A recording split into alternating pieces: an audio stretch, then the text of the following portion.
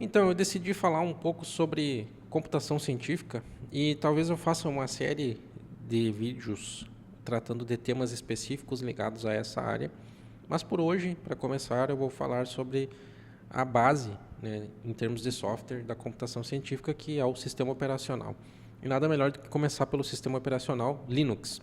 Para a computação científica, o Linux é o sistema operacional mais adequado. Eu já vou explicar o porquê. Primeiro, a gente precisa entender o que é software de código aberto e o que é software de código fechado. O Linux é um software de código aberto. O código fechado, ele é um código gerado por uma equipe de desenvolvedores ou uma empresa e ele é disponibilizado já compilado, já empacotado, vamos dizer assim, para o consumidor final através de uma licença. O consumidor paga para utilizar o software, ele pode utilizar, mas ele não tem acesso ao código-fonte. Ele só tem acesso ao que o programa, o software, executa. Nós acabamos sendo bombardeados desde a escola, graduação, com softwares privados, softwares de código fechado, como por exemplo aqueles da Microsoft, como sistema operacional Windows, editores de planilha, Excel, editores de texto Word. No caso da engenharia, para desenho técnico, CAD, por exemplo, Revit, enfim, soluções de código fechado, voltadas para a solução de um problema específico e que atendem adequadamente, muito bem, né, aquilo que ele se propõe. Só que, se nós formos mais rigorosos, né, em termos científicos, por que a utilização de código fechado é problemática? Na ciência, nós precisamos ter controle total de todas as variáveis, né? Se nós estamos fazendo um experimento ou buscando a resolução de um problema, nós precisamos minimizar, né, o desconhecimento de variáveis. Então, na medida que nós buscamos a solução de um problema em um software e ele passa em um algoritmo que nós não conhecemos e a partir dele então gera-se um resultado, nós não podemos ter 100% de certeza que tudo está ok dentro daquele software, né? E assim, sendo bem rigoroso em termos científicos, né? Para ter um experimento ou uma resolução de um problema 100% confiável, e ainda assim, talvez tenha as limitações, né, computacionais também, isso a gente vai abordar mais para frente. Mas para ter um maior controle, nós precisamos ter um software em que o algoritmo é conhecido. Então, nesse sentido, entram os softwares de código aberto. Software de código aberto é aquele que é disponibilizado o código junto com a aplicação, junto com o programa, né? Você pode utilizar o programa, ter acesso ao código-fonte para poder analisar ele, eventualmente alterar esse código-fonte, eventualmente criar um fork, uma variação desse software, desde que você siga regras, obviamente, da comunidade de código aberto. Você vai criar uma variação, precisa disponibilizar essa variação também para a comunidade também. E essa filosofia, então, de desenvolvimento de software possibilitou que várias soluções fossem criadas no mundo científico, né, para a solução de cálculo numérico, para a solução de elementos finitos, por exemplo. Praticamente quase toda a solução de código fechado, privada, tem o seu análogo no código aberto. A exemplo do sistema operacional, nós temos um sistema operacional Linux. Para editor de planilhas ou editor de texto, nós temos o LibreOffice. Para edição de imagens, o GIMP. Para edição de desenho vetorial, o Inkscape. Para desenho 3D, Blender. Desenho técnico tem o QCAD ou o LibreCAD. São variações de softwares comerciais, mas de código aberto, gratuitos, livres e que funcionam muito bem, né? Só que pena que nós não somos condicionados, né, à utilização desse tipo de solução desde a escola, de graduação, enfim, né? Mas eu acredito que havendo, né, um tratamento adequado e divulgação adequada, treinamentos, enfim, a gente consegue chegar a um uso maior desse tipo de solução, o que vai fomentar a comunidade para melhorar esses softwares, inclusive, né? A comunidade ela não recebe nada em troca, mas pode receber doações, pode se criar organizações para desenvolvimento de um determinado software. Isso acontece, por exemplo, com o software Blender, que é um software de modelagem 3D, em que existe a Blender Foundation. Então, essa fundação recebe doações, investimentos, mas o código, o software é livre. E conforme, né, os usuários vão conhecendo a ferramenta, utilizando ela, vendo que ela é gratuita, fácil de utilizar e extensível justamente por essa questão do código ser facilmente adaptado, esse nível de atenção ele faz os usuários, o aumento da base de usuários, e as empresas então começam a ter interesse em investir também para poder utilizar essa ferramenta também. Então, é interessante que a gente comece a divulgar mais, especialmente na ciência e na engenharia mesmo, né? Esse tipo de software. Então, para começar, nós podemos falar um pouquinho sobre o Linux, como que ele funciona e como que a gente pode utilizar ele, né? Inicialmente aí para a computação científica. Eu vou fazer uma breve introdução só para que a gente entenda o que é. O Linux, então, ele é um sistema operacional derivado de um outro sistema operacional, o Unix, e foi criado pelo Linus Torvalds em 91, esse sujeito aí da foto. Ele tem essa característica, então, de ser gratuito, a licença, então, GNU GPL, que é uma licença que envolve essas condicionantes de ser disponibilizado de maneira gratuita, código aberto, possibilidade de alterações, desde que a comunidade inteira participe. Comunidade, então, é uma comunidade que desenvolve, né? Claro que eu, por exemplo, se eu tiver uma sugestão de alteração no Linux, eu vou ter que pedir, né, para os gerenciadores da comunidade, o Linus Torvalds é um deles, para inserir, né, uma eventual alteração. Pode ser aprovada ou não. Normalmente não é, porque são programadores top aí no mundo inteiro que contribuem, né, para esse software. O Linux ele é estável, né? Então, ele pode ser rodado 24 horas por dia, 7 dias por semana. Ele, justamente por isso, é utilizado em servidores. Ele é seguro, ele não precisa de antivírus, justamente por o modo como ele foi desenvolvido, né? O sistema de permissões não é fácil de ser infectado por um vírus de computador, um software malicioso. Ele é portável, ele pode ser colocado em sistemas embarcados, por exemplo, e inúmeros hardwares conseguem ter compatibilidade com ele, né, com o Linux. Ele é escalável justamente para servidores. E o que compõe o Linux, né? O Linux em si ele é o kernel. O kernel é o que vai gerenciar a máquina, o hardware. Esse é o Linux. E ele se comunica com o usuário, né, através de um shell. Se comunica com o usuário ou com aplicações. As aplicações podem acessar diretamente, né, o kernel e manipular o hardware ou o usuário.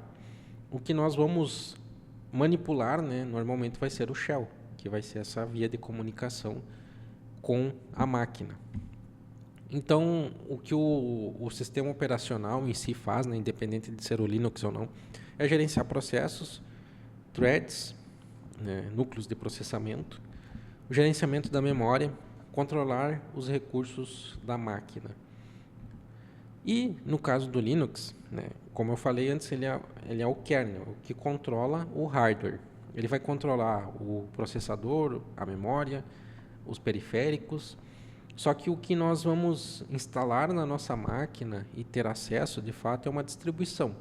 Então, vários programadores, empresas, fundações criam distribuições diferentes do Linux, que são o kernel envolvido por uma casca que vai ter variações de uma para outra. Pode ter uma interface gráfica diferente, pode ter um gerenciador de pacotes, que pacotes são conjuntos de softwares, bibliotecas, visando resolver algum problema ou até mesmo a integração com periféricos específicos, tudo isso vai ser feito de acordo com as necessidades, né, que os desenvolvedores, né, dessa distribuição acham relevantes. As mais comuns, né, que nós vemos é o Ubuntu, é um padrão de início para qualquer um que vai utilizar o Linux. O Ubuntu é fácil de manipular. O Linux Mint também é bem interessante. Ele tem uma similaridade da interface com o Windows, então para usuários que estão mais acostumados com Windows, é uma boa transição utilizar o Linux Mint. O Arch Linux é também bem interessante, que dá um controle bem grande sobre o sistema operacional em si, né? É você quem escolhe muitas coisas que vão ser instaladas ou não, né, no sistema operacional. E eu quero dar uma mostradinha bem rápida aqui para quem tiver interesse. Dê uma lida no site do GNU, né, que é essa filosofia aí de software livre, como ela surgiu, por que ela surgiu, né? E leia inclusive o manifesto GNU, que explica, né, as origens e a necessidade da utilização de software livre. Acho que em termos de história da computação é interessante também compreender o lado oposto, né, do código privado, código fechado. A carta do Bill Gates, ele escreveu isso em 76, falando que ele era contra, né, a distribuição livre aí de softwares, e de fato ele se mostrou aí eficaz no que ele falou. A Microsoft se tornou uma das maiores empresas do mundo, né, no desenvolvimento de software, e o Bill Gates ele era totalmente contra, né, a livre distribuição de software, sendo agora mais recentemente, né, já aposentado, a Microsoft e o próprio Bill Gates já mudaram um pouco a visão sobre software livre. Inclusive, eles compraram o GitHub, que é a maior plataforma de contribuição, né, de software livre. Então, aqui você pode criar uma conta e contribuir, né, com projetos de software livre. Aqui esse site mostra, né, as diversas distribuições, as mais populares do Linux. O Ubuntu é a mais conhecida de todas. Então, eles oferecem soluções para o usuário comum, para empresas, para servidores, né? O Ubuntu Desktop, então, eu recomendo até que se comece por ele, porque ele dá uma boa ideia, né, de como utilizar o sistema operacional Linux. Tá, então, como é que a gente utiliza o sistema operacional Linux? Para começar, nós podemos utilizar a interface gráfica, que nem o Windows convencional. Ele vai ter sistema de gerenciamento de pastas, enfim, é o mesma ideia, mesma filosofia. A interface gráfica gerencia os softwares, você abre e tem acesso aos programas. Ou por via terminal. Por que o terminal é interessante? Porque o terminal é simplesmente mensagens de texto, vamos dizer assim, né? Comandos de texto, e você pode acessar máquinas, inclusive, que não estão fisicamente presentes, né, ao seu alcance, via uma conexão de internet ou algum outro protocolo de comunicação. Então é só mandar os comandos aqui e ele vai tendo essa comunicação, a máquina vai responder. Alguns comandos básicos assim, né, do Linux, né, aqui a gente abre o terminal, a gente está dentro de uma determinada pasta, a pasta Home, a pasta inicial, vamos dizer assim. Aqui eu vou digitar HOME-IE, só para ver, né, que o usuário, em que usuário a gente está logado, o Kelvin, usuário Kelvin. Eu quero ver que pastas que tem nesse local que eu estou. LS, ele mostra as pastas que estão disponíveis nesse local que eu acabei de abrir. LS mostra elas nessa forma. LS-L mostra elas na forma de uma lista, tá? Eu quero acessar uma dessas pastas. Eu quero acessar, por exemplo, a pasta Documents. CD. CD, eu acesso uma pasta, tá? CD, digito Documents. E eu vou para dentro dela. ls -l mostra as pastas que tem ali dentro ou arquivos, tá? É interessante a gente fazer uma observação de que pasta e arquivo para o Linux, para o sistema operacional em si, é a mesma coisa. A pasta, inclusive, é um arquivo que faz a listagem do que está contido naquele local. Quais os arquivos e quais as outras pastas. Com as informações de permissões, usuário que criou, data de criação e tamanho. Esse é o padrão. E nós podemos também, por exemplo, eu vou digitar tree aqui, -d, ele vai me mostrar na forma de uma árvore o que tem dali para frente, né, em termos de pastas e arquivos. Então, ele faz esse resumo. Vou fazer eu quero voltar para a pasta anterior. Então, o comando cd, ele faz esse movimento entre pastas, né? Então, como eu quero voltar, cd : faz o retorno para a pasta anterior, tá? Vou aqui de novo, ls -l, aparece em todas as pastas que eu tinha visto já anteriormente. Eu quero criar uma nova pasta, uma pasta chamada teste. O comando é mkdir, make diretório, crie o diretório, faça o diretório. mkdir, nome do diretório, teste. Ele não vai mostrar nada porque ele criou o diretório. Vem aqui ls, listar, na forma de lista, -l. Ele me mostra todas as pastas e arquivos. E ali está a pasta teste, criada agora. Quero remover essa pasta agora. Vou remover ela, rm, teste.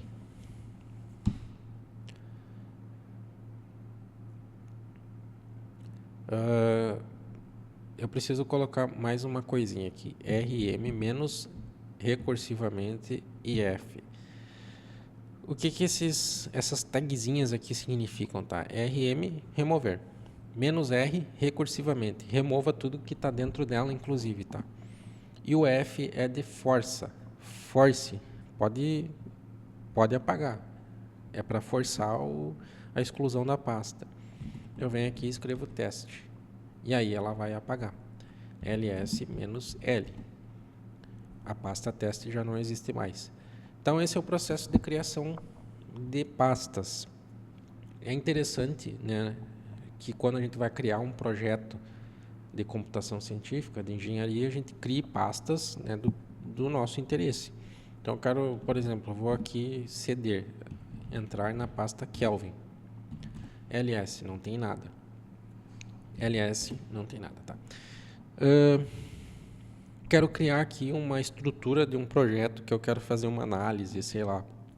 Então, eu mkdir arquivos de entrada, então entrada, mkdir entrada, mkdir saída, mkdir, vamos supor que eu tenho arquivos de imagem. Criei uma série de pastas, eu venho aqui ls -l, ele me mostra todas essas pastas. Conforme eu vou executar algum algoritmo, um software, eu entro nessas pastas e uso elas como local de armazenamento, né, dos arquivos desses softwares que eu estiver utilizando. Essa aqui é só uma introdução básica, então o que eu faço aqui? O terminal está todo poluído, cheio de coisa, né? Eu quero apagar todas essas informações anteriores. Eu venho aqui, clear, ele me zera o terminal. Eu elimino todas as informações anteriores, né? Quero voltar para a pasta anterior, cd : tá? Clear, limpei o terminal. Eu quero instalar um programa. Vamos supor que eu quero instalar o Blender, como eu falei antes, né? Então, vamos começar entendendo aqui. Aqui tem um comando chamado sudo. Sudo é o superusuário, seria o usuário administrador, né, semelhante ao Windows. Então, quando eu coloco sudo, eu estou dizendo que eu estou entrando no modo administrador para autorizar que a instalação seja feita na máquina. Então, esse comando é feito quando a gente vai instalar algo ou fazer um comando que exige uma permissão maior, né, para mexer na máquina. O sudo, então, é super usuário, é o administrador total da máquina. Inclusive, se eu estiver logado com o sudo e pedir para ele apagar, remover os arquivos lá do kernel, o kernel do Linux, ele vai apagar. E aí a máquina zerou, acabou, né? Então, sudo, eu quero instalar um software, apt, sudo apt. No modo super usuário, eu quero entrar no comando apt, que é o gerenciador de pacotes do Linux. No caso do Ubuntu, tá? Tem outras distribuições que usam outro comando, outro recurso, outro gerenciador de pacotes. No Ubuntu é o apt. O apt ele tem a listagem de todos os softwares normalmente desenvolvidos para o Linux. E ali dentro vai estar o Blender. Então, sudo apt install. Eu quero que instale lá nessa lista do apt o software Blender. Como eu estou no comando sudo, ele vai me pedir a senha do usuário, né? Então eu dou a minha senha, dou enter e ele já vai buscar lá na lista do apt o Blender. E vai me pedir, eu quero que continue, ele encontrou, quer que eu continue? Sim, yes. E ele vai começar o download. O download demora em função aí da conectividade, às vezes do tamanho do software.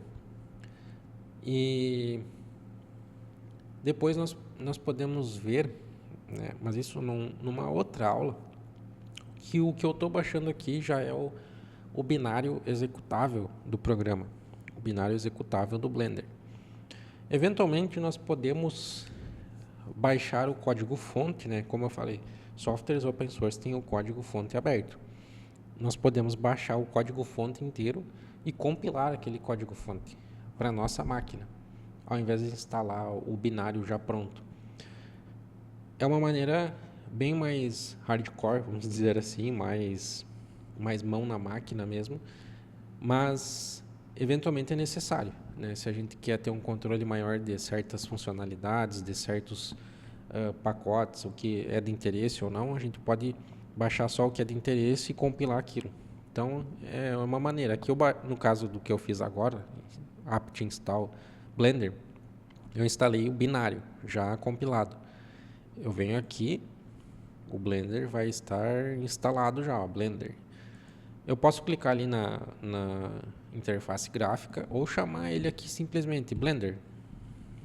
Pode abrir. E ele vai abrir o Blender, entendeu?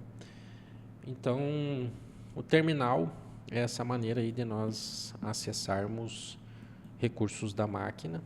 Vou fechar ele aqui para o terminal ele ficar aberto com um logzinho, né? Eu fecho, ele para de fazer essa interface com o Blender. Esses são comandos bem básicos assim para começar a usar o Linux por linha de comando. Acho que é interessante também nós vermos os recursos da máquina, né? O que nós temos aqui? O recurso da máquina é top. Ele vai me mostrar as threads do processador, como elas estão trabalhando e os processos que estão abertos, tá? Aqui tá meio feiozinho, né? Tem uma outra maneira de fazer isso mais bonitinho. Ctrl C aqui sai dessas funções que ficam abertas em tempo real, tá? Ctrl C saiu. Que é instalar o pacote htop. Então, mesma coisa, sudo apt install htop. E ele vai fazer a mesma interface, vai mostrar a mesma interface, só que de uma maneira um pouquinho mais bonita visualmente. Daí agora eu posso entrar no htop, tá? Eu já instalei ele. Ele fica assim, ó, ele mostra as barrinhas aqui dos processadores, como eles estão trabalhando, né? E nós temos então uma noção, né, de quais são os processos abertos, quais são qual a porcentagem de utilização dos núcleos do processador, as tarefas abertas, enfim. Memória utilizada. Se tem swap da memória. Mais tarde a gente pode se aprofundar nisso. Eu posso fazer uma aulinha falando sobre gerenciamento de memória, memória swap, núcleos de processamento, threads. Ctrl C, saio do HTOP, clear, limpo tudo, tá? Esses aqui são basicamente todos os comandos mais usados, assim, que a gente usa muito frequentemente. Criação de diretório, remoção de diretório, criação de arquivo, né? Nós precisamos utilizar, né, um editor de texto. Por padrão, o Bash, que é essa linguagenzinha de programação aqui que a gente escreve, ls, o mkdir, isso é a linguagem Bash, que é a linguagem que vai se comunicar com o shell, e o shell vai mandar esses comandos para o kernel e assim acessar o hardware, né?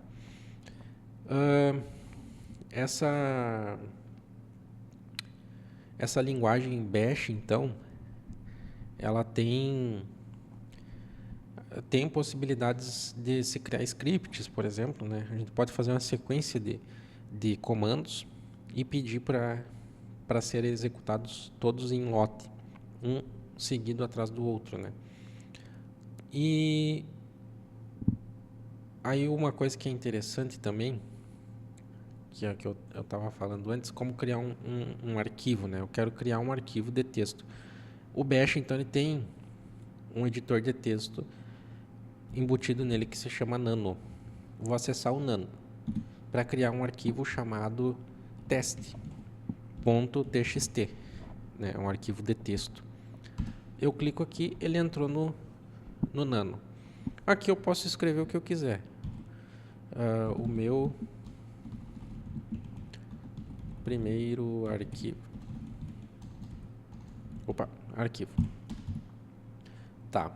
Para sair dele, aí aqui embaixo tem todas os comandinhos. Ctrl X exit. Então eu vou botar aqui Ctrl X exit, ele vai pedir que se é para salvar, sim. Manter o mesmo nome? Sim. Dou enter, ok. Vou fazer um ls-l aqui só para mostrar que o teste.txt agora está ali, no lugar onde eu estava, né? Se eu estou numa determinada pasta e dou esse comando, ele vai criar o arquivo naquela pasta que eu estiver. Então, o arquivo .txt está ali. Eu quero acessar ele.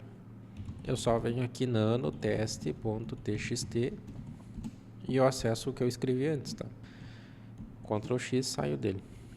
Então, aqui eu fiz os rudimentos de criação de pastas, criação de um arquivo de texto.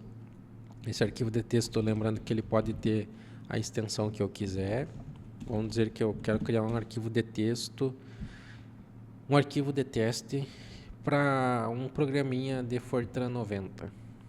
Eu venho aqui, vou escrever program teste, end, program teste. Só um exemplo, tá? Ctrl X, salvar, e é assim, ele salvou. Eu vou lá, ls-l, listo todos e ali está, o teste F90. Criei um pequeno programinha em Fortran 90, que não faz nada, né? Só está lá criado o nome do programa. Então, nós vimos como criar diretórios, como remover, como... faltou um mover, que é mv, né? Mover diretório.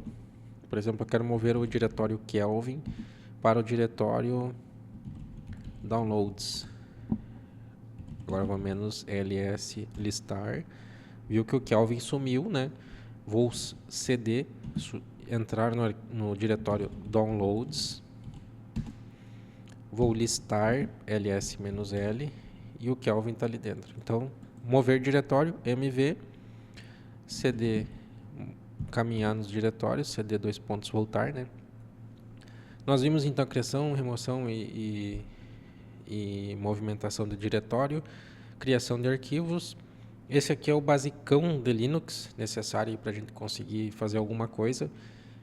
Depois nós podemos entrar em funções específicas de permissões, redes, configuração de redes, a criação de scripts de bash, né, que é criar um script para ele fazer uma série de tarefas, por exemplo, eu preciso criar vários e vários documentos com nomes diferentes. Eu peço pro bash aqui para ele criar através de um script vários arquivos. Eu preciso acessar um software e extrair um dado dele. Também pode ser feito por aqui. Então ele é, ao mesmo tempo, além de ser o meio de acesso aos recursos do computador, um meio também de programar, né, tarefas básicas. E depois nós podemos acrescentar aí as linguagens de programação junto para trabalhar, né, e ter um maior controle da máquina. Eu creio que de momento é isso. É o mais básico aqui de Linux que eu poderia falar.